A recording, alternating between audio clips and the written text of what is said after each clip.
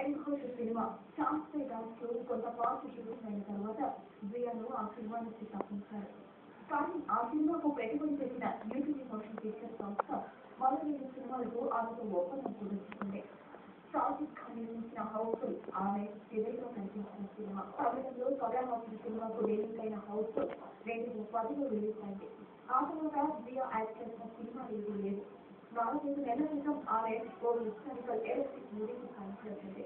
Golden beautiful వాటితో ప్రేక్షకులను ఆకట్టుకున్న జియా ఖాన్ రియల్ లైఫ్ లో మాత్రం డిప్రెషన్కి లోటుపోయింది.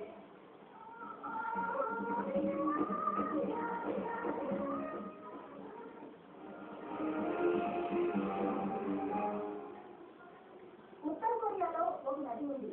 ఉత్తర కొరియాలో ఏంటి, ప్రపంచంలోనే చాలా చోట్ల నదులు ఉంటాయంటారా? కానీ ఆ నదిలో నీరు కనిపించదు. పెద్ద పెద్ద బండరాలు పద్ధతిగా అమర్చినట్టు దర్శనమిస్తాయి.